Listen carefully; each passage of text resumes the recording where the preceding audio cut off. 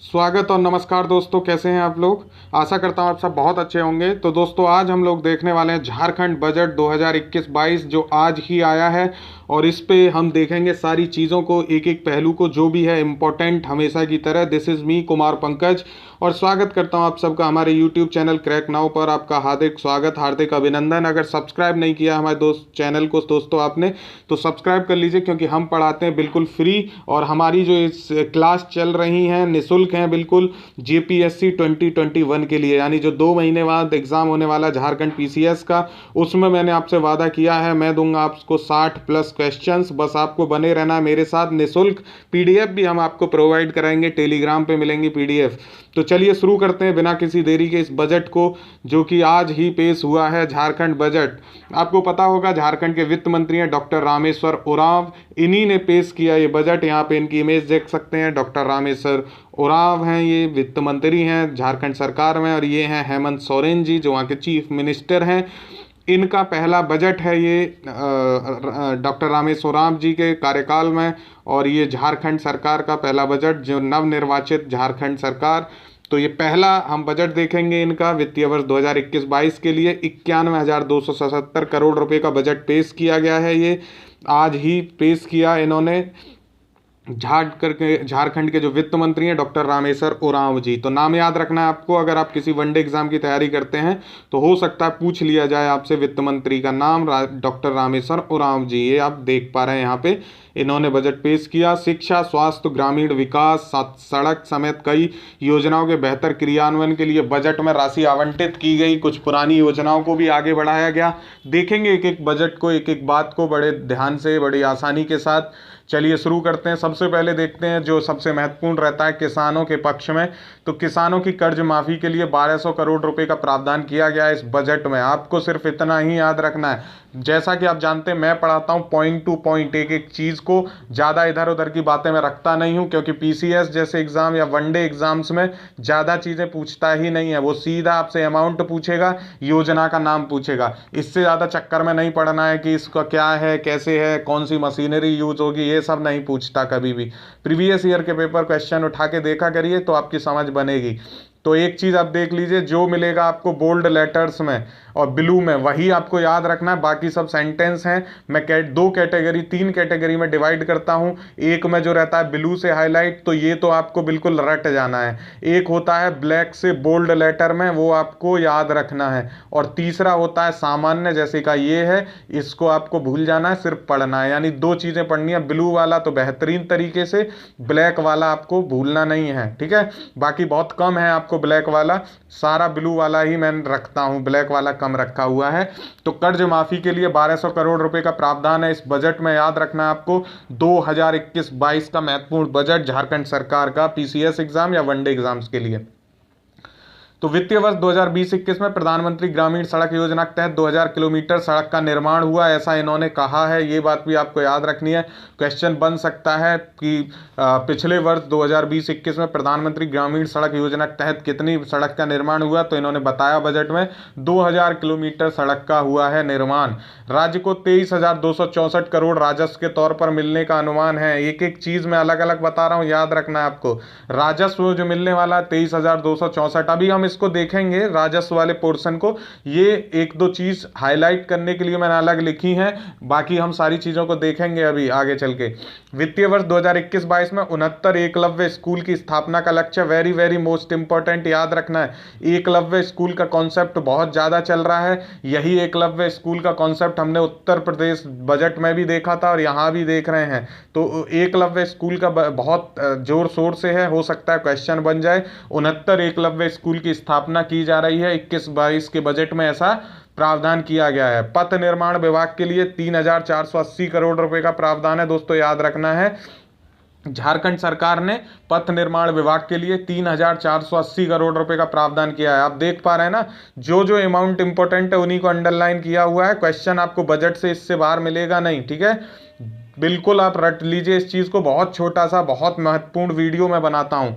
बिरसा ग्राम विकास योजना के लिए 71 करोड़ माफ कीजिएगा 61 करोड़ रुपए का प्रावधान किया गया। तो आपको पता है बिरसा मुंडा ग्राम विकास योजना जो चल रही है झारखंड में, उसी के लिए 61 करोड़ रुपए का प्रावधान किया गया है बिरसा ग्राम विकास योजना के लिए।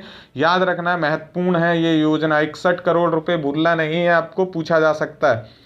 किसान समृद्धि योजना याद रखना है, वेरी वेरी मोस्ट इंपॉर्टेंट। किसान समृद्धि योजना के लिए 45 करोड़ का प्रावधान। इसके अंतर्गत प्रत्येक जिला के विभिन्न प्रखंड में सोलर आधारित डीप बोरिंग करी जाएगी, ठीक है, और सिंचाई की सुविधा सामूहिक रूप से उपलब्ध कराई जाएगी। याद रखना किसान समृद्धि योजना वेरी मोस्ट इंपॉर्टेंट, 45 करोड़ रुपए इसके लिए दिए गए हैं, ठीक है, बिहार झारखंड सरकार द्वारा। किसान समृद्धि योजना वेरी वेरी मोस्ट इंपॉर्टेंट, याद कर लीजिए इसको कैसे लिखेंगे, किसान समृद्धि योजना, KSY लिखेंगे क्या, तो यही लिखेंगे मेरे हिसाब से। किसान समृद्धि योजना के लिए 45 करोड़ का प्रावधान। और इसके अंतर्गत है क्या क्या, तो इसके अंतर्गत है विभिन्न प्रखंड में सोलर आधारित डीप बोरिंग की जाएगी, ये बात याद रखनी है आपको। और सिंचाई की सुविधा सामूहिक रूप से उपलब्ध कराई जाएगी, ये बात याद रखनी है, बार बार बोल रहा हूँ।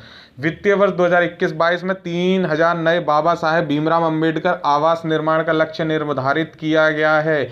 बहुत इंपॉर्टेंट है दोस्तों, 3000 नए बाबा साहब भीमराव अंबेडकर आवास निर्माण। आपको बजट में एक बात हमेशा याद रखनी है, जो नई योजनाएं होती हैं, ठीक है, उनको ध्यान से पढ़ना होता है, क्योंकि क्वेश्चन में ज्यादातर संभावना होती है कि नए जो योजनाएं शुरू की गई हैं वहां से क्वेश्चन आए, या फिर कोई अभूतपूर्व उपलब्धि होती है तो वहां से बनता है, ठीक है। बाकी ज्यादातर संभावना होती है कि जो नई योजना है वहीं से क्वेश्चन बने, अगर बजट से क्वेश्चन बने तो। मनरेगा मजदूरी को बढ़ा दिया गया है, 194 से बढ़ाकर 225 रुपए किया गया है। यहां से क्वेश्चन बनने की संभावना बहुत ज्यादा है। अगर बजट से क्वेश्चन बनेगा तो ऐसे ही पॉइंट से बनेगा। तो 194 जो थी मनरेगा मजदूरी, उसको बढ़ा के कर दिया है 225 रुपए। यानी श्रमिकों के लिए ये बहुत अच्छी खुशखबरी है। इस बजट में श्रमिकों के लिए अच्छा काम किया है सोरेन सरकार ने। देखते हैं अभी ये कितना लागू हो पाता है, कितनी चीजें रहती हैं। पंचायत समितियों के लिए 304 करोड़ रुपए का प्रावधान है, याद रखना है आपको दोस्तों। आगे देखें तो किसान सर्विस सेंटर की स्थापना की घोषणा की गई है, बेहद महत्वपूर्ण है। किसान सर्विस सेंटर याद रखना है आपको, किसान सर्विस सेंटर के बारे में याद रखिएगा दोस्तों। मत्स्य उत्पादन में बढ़ावा देने की योजना है, और इस योजना के तहत इन्होंने अनुदान में मछुआरों को नाव देंगे, ये सा इन्होंने वादा किया है 2021-22 के बजट में। मत्स्य उत्पादन में बढ़ावा देने की योजना के लिए मछुआरों को अनुदान में मिलेगा नाव, ठीक है, ये बात याद रखनी है आपको। अनुदान में देगा, पैसे नहीं देने इसके, अनुदान में नाव मिलेगा। तो ये क्वेश्चन यहाँ से बन सकता है, इंपॉर्टेंट है। गौ मुक्ति धाम योजना की शुरुआत होगी, और इसके लिए प्रत्येक मंडल में एक गौ मुक्ति धाम का स्थापना का लक्ष्य इन्होंने रखा है, या योजना बनाई है कि प्रत्येक प्रमंडल में एक गौ मुक्ति धाम बनाया जाए। तो गौ मुक्ति धाम योजना आपको याद रखनी है, महत्वपूर्ण है। शहरी क्षेत्र को हरा भरा करने के लिए शहरी वानिकी योजना की शुरुआत की जाएगी, ऐसा इन्होंने कहा। लुगबुरु और राजरप्पा वृहद पर्यटन क्षेत्र बनेंगे, ये याद रखना इंपॉर्टेंट है। लुगबुरु और रजरप्पा, इनको बड़े पर्यटन क्षेत्र के रूप में विकसित किया जाएगा, इनको ये याद रखना है आपको इसके बारे में। दुमका के मसलिया में मेगा लिफ्ट सिंचाई परियोजना लागू की जाएगी, ये बात याद रखनी है। राज्य में दाल भात केंद्रों से अतिरिक्त गुरुजी किचन योजना चलाई जाएगी, वेरी वेरी मोस्ट इंपॉर्टेंट।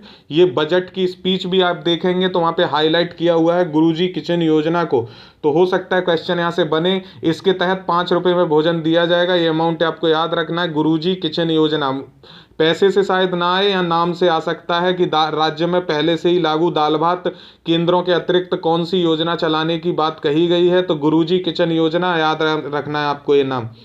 शहीद ग्राम विकास योजना के लिए 5 करोड़ रुपए प्रावधान किया गया है, 5 करोड़ रुपए दिए जाएंगे शहीद ग्राम विकास योजना के लिए, ठीक है। झारखंड खुला विश्वविद्यालय, very most important, Jharkhand open university खोलने की बात कही गई है इस बजट में, याद रखना है दोस्तों, झारखंड ओपन यूनिवर्सिटी।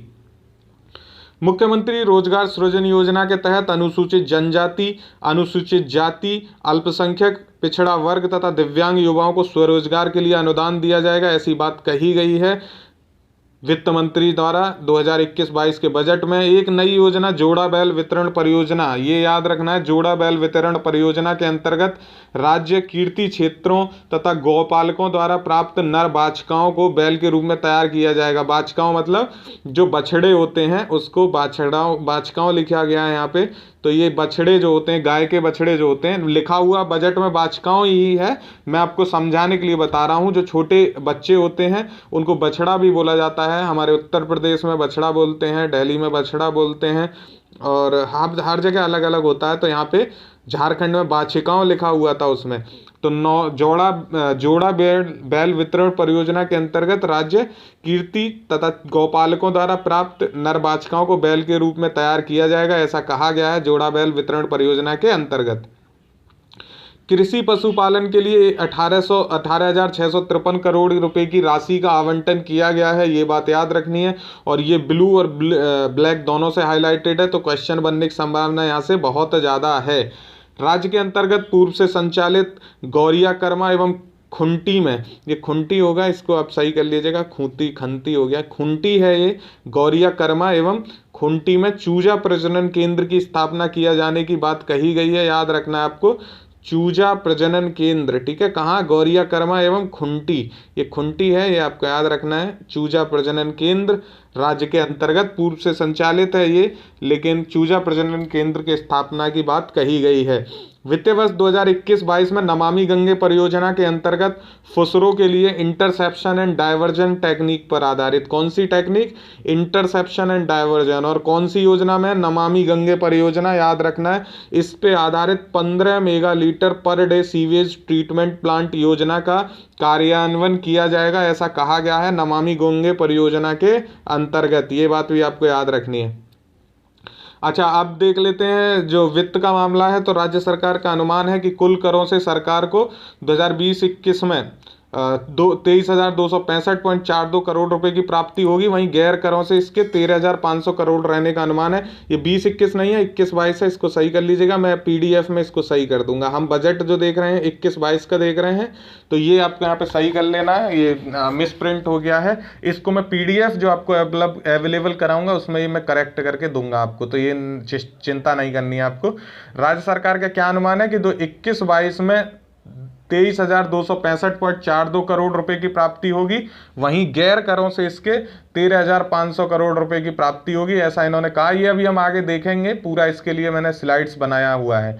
इसमें सरकार द्वारा 75,755 करोड़ रुपए राजस्व व्यय का अनुमान है, यानी कि जो टोटल ये प्राप्तियां हो रही हैं इसमें 75,755 करोड़ रुपए राजस्व व्यय का अनुमान है। वहीं 15,521 करोड़ रुपए पूंजीगत व्यय का अनुमान है। ये याद रखना है, दोनों राजस्व व्यय पूंजीगत व्यय क्वेश्चन पूछा जाता है बजट में लगातार, प्राप्तियों से भी क्वेश्चन बनते हैं, अभी आगे स्लाइड्स में भी देखेंगे।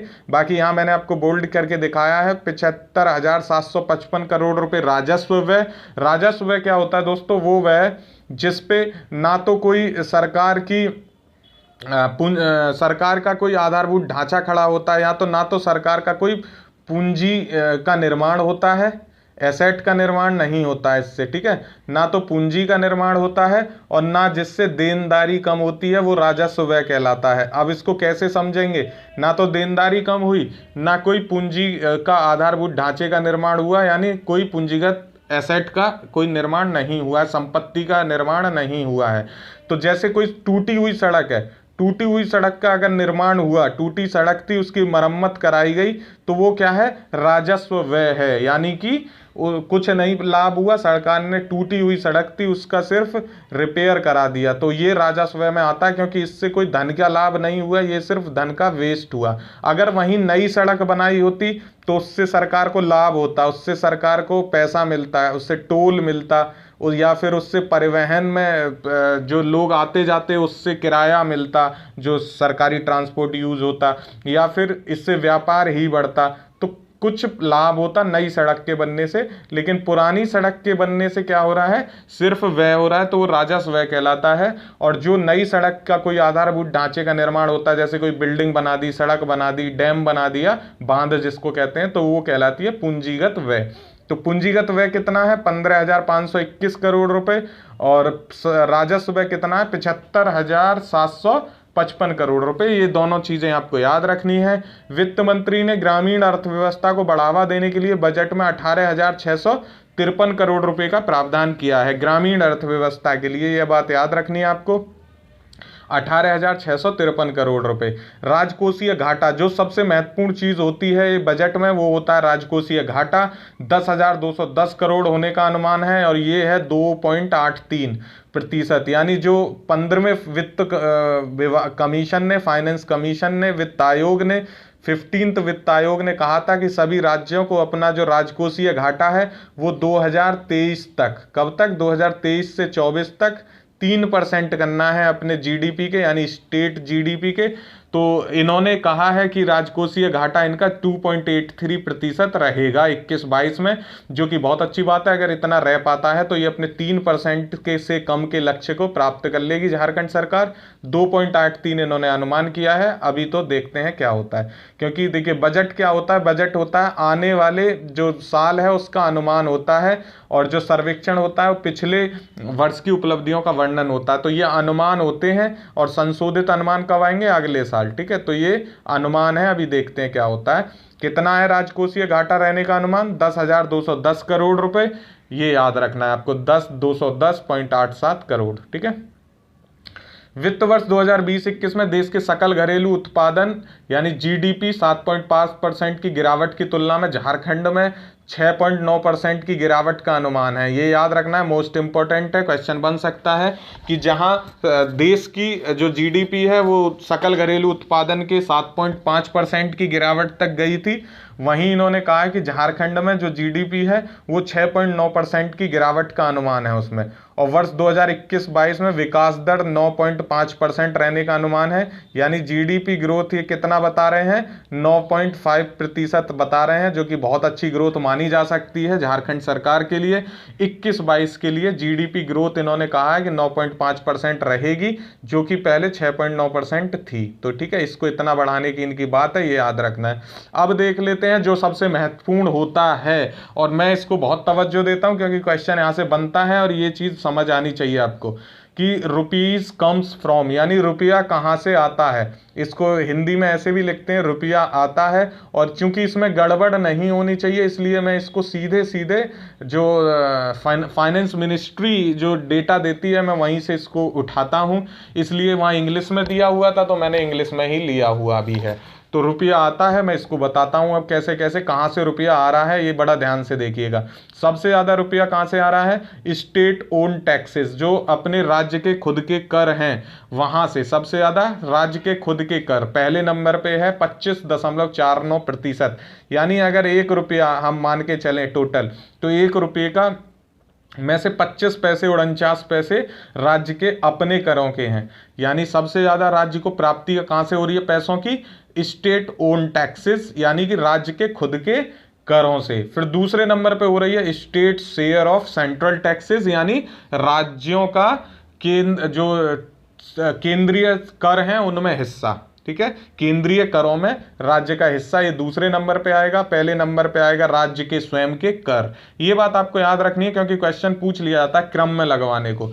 फिर उसके बाद कहाँ है, उसके बाद है ग्रांट्स इन एड, यानी अनुदान जो है उसका है ग्रांट्स इन एड। ये आपको याद रखना है, ये अनुदान है जो इनको देती है केंद्र सरकार। ठीक है, तो ये भी याद रखना है, ग्रांट्स इन एड अनुदान के तौर पे तीसरा है। फिर उसके बाद चौथा क्या है, बोरोइंग, जो उधारियां हैं, उधारियां। ठीक है, उधारी बोलते हैं इसको, तो ये चौथा उधारी है। अब फिर से इसको देखते हैं, ये पहला हुआ स्टेट ओन टैक्स, दूसरा हुआ जो राज्यों का हिस्सा है केंद्र के केंद्रीय करों में, या जीएसटी आप इसको कह सकते हैं मोटा मोटा।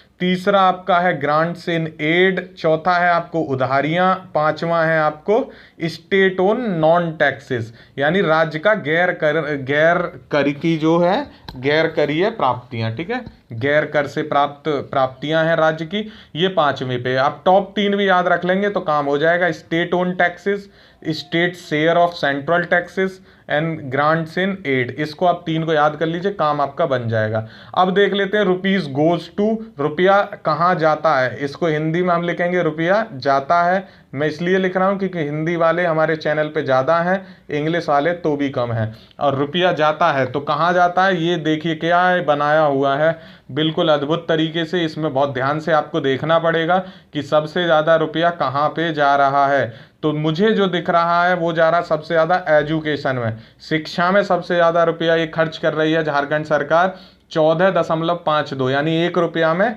14.5 पैसे कहाँ पे खर्च हो रहे हैं, एजुकेशन में हो रहे हैं, ठीक है। तो सबसे ज़्यादा हो रहे हैं एजुकेशन में, इंग्लिश में इसको एडुकेशन बोलते हैं, लेकिन उतना ज़्यादा हिंदी दिखाने की, इंग्लिश दिखाने की कोई आवश्यकता है नहीं। साक्षरता 14.52, तो पहले पे होगा साक्षरता।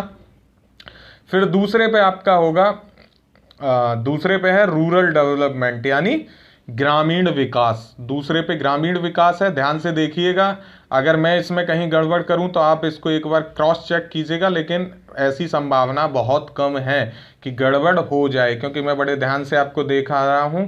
तीसरे पे आएगा पॉलिसी एंड डिजास्टर मैनेजमेंट, ठीक है, 8.33 है, एक ये है। फिर इससे ज़्यादा है हेल्थ एंड ड्रिंकिंग वाटर।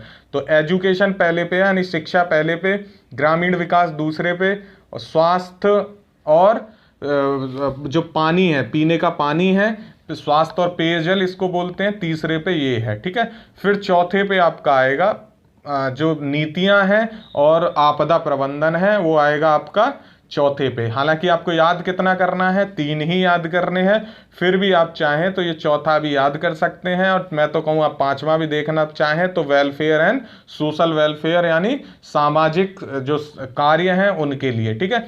तो फिर से एक बार देखेंगे, बहुत इंपॉर्टेंट होता है ये, कहाँ पैसा ज़्यादा खर्च कर रही है सरकार, तो एजुकेशन पे पहले नंबर पे, यानी साक्षरता, शिक्षा। दूसरा है ग्रामीण विकास, पहला क्या है शिक्षा, दूसरा क्या है ग्रामीण विकास, उसके बाद तीसरा क्या है स्वास्थ्य और पेयजल, फिर उसके बाद चौथे पे क्या है नीतियां और आपदा प्रबंधन, और 5वें पे क्या है वेलफेयर, ठीक है। सभी के जो सोशल वेलफेयर है, सामाजिक जो वेलफेयर को क्या बोलते हैं, वेल बीइंग, हिंदी मेरे को समझ नहीं आ रहा है वेलफेयर का, तो ये आप देख लीजिएगा, मतलब सबकी हित जो अच्छे कार्य होते हैं वैसा कुछ ऐसा होता है।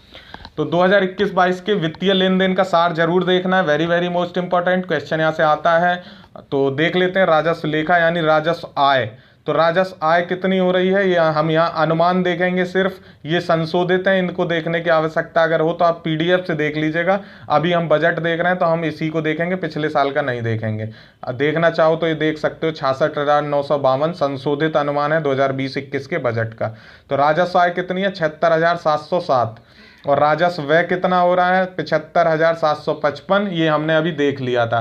राजस्व आय की प्राप्ति जो टोटल हो रही थी 76,707 रुपये, इसको फिर से मैं एक बार दिखाना चाहूँगा ये कहाँ से है, आप इसको को रिलेट कर पाएँ, क्योंकि इसको देखने में गड़बड़ होती है, इसलिए देखिए ये जो था राजस्व आय, इसको हम वहाँ पे देख रहे हैं, ठीक है, इसको वहाँ पे हम देख रहे हैं बहुत अच्छे से, फिर से देखिए।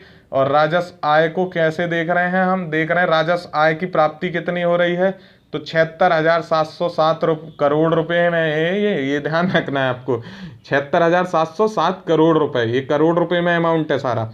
राजस्व व्यय कितना हो रहा है 75,755 करोड़ रुपए। फिर पूंजीगत आय देख रहे हैं, तो पूंजीगत आय कितनी है 14,500 करोड़ रुपए, और इसमें फिर पूंजीगत व्यय कितना हो रहा है 9,661। फिर एक में लोक ऋण आएगा, ये सब आएगा, इसको आप छोड़ दीजिए। अगर आप इसको टोटल देखें तो राजस्व लेखा में बचत हो रही है 951, यहाँ पे 14,570 ये टोटल पूंजीगत आय हो रही है। अब इसी को बाइफरगेट करके हम देख लेते हैं राजस्व आय और राजस्व व्यय को। तो कुल राजस्व आय कितनी है 76,707 करोड़ रुपए आंका गया है ये सरकार द्वारा। और इसके स्रोतों के अनुसार आय का वर्गीकरण अगर हम मोटे तौर पे देखें तो केंद्रीय करों में राज्य का हिस्सा से आ रहा है 22,050 करोड़ रुपए, राज्य कर आय आ रही है 23,265, अन्य राज्य स्रोत से आय आ रही है 13,500, केंद्रीय सरकार से सहायक अनुदान जो है वो है 17,891 करोड़ रुपए। ये सारा करोड़ रुपए में याद रखना है और ये बिल्कुल देखना है आपको, क्योंकि इंपॉर्टेंट होता है कर राजस्व आय। ठीक है, इतना ही, ये डीप में मत जाइएगा, लेकिन कर राजस्व आय, कर राजस्व व्यय, पूंजीगत आय और पूंजीगत व्यय पता होना जरूरी है, क्वेश्चन बनता है। ठीक है, कुल राजस्व व्यय कितना है? 73,315.94 करोड़ आंका गया है, जो 2019-20 के पुनरीक्षित प्राक्कलन से 6,998 करोड़ ज्यादा है। इसमें स्थापना व्यय है 33,554 करोड़ रुपए, स्कीम पर व्यय है 42,200 करोड़ रुपए। ठीक है, पूंजीगत आय की अगर हम बात करें तो 14,570 करोड़ रुपए है पूंजीगत आय। इसका भी बाइफर्गेशन इन्होंने किया हुआ है, ये आप पीडीएफ में देख सकते हैं। पूंजीगत व्यय की बात करें तो 9,661, ठीक है, 0.27 करोड़ रुपए है। इसको भी आप बाइफर्गेशन देख सकते हैं, जरूरत है नहीं, जरूरत सिर्फ इस अमाउंट की है जो मोटा मोटा है। ठीक है, इसको आप देख लीजिएगा और कोई भी दिक्कत हो तो आप मुझे कमेंट करके बताइएगा, मैं उसको पीडीएफ में ऐड कर दूंगा। अगर कोई चीज़ आपको कम लग रही है, कोई चीज़ आपको चाहिए एक्स्ट्रा, पीडीएफ का लिंक आपको टेलीग्राम पे मिल जाएगा, टेलीग्राम का लिंक आपको डिस्क्रिप्शन में मिल जाएगा, पीडीएफ आपको टेलीग्राम पे मिलेगी। वीडियो आपको कैसा लगा कमेंट करके जरूर बताइएगा, और अगर आपने चैनल को सब्सक्राइब नहीं किया तो कर लीजिए। हमारी सीरीज चल रही है निरंतर झारखंड पीसीएस के लिए, और उस सीरीज को कल हमने देखा था फॉरेस्ट रिपोर्ट यानी वन रिपोर्ट देख ली है हमने झारखंड की, और आज हम बजट और सर्वेक्षण देखेंगे। इसके बाद आगे की वीडियो बनाएंगे, तो आप वन रिपोर्ट नहीं देखिए, देख लीजिए, क्वेश्चन उससे आएगा। और तब तक के लिए शुक्रिया, थैंक यू, पढ़ते रहिए, ऑल द वेरी बेस्ट, जय हिंद।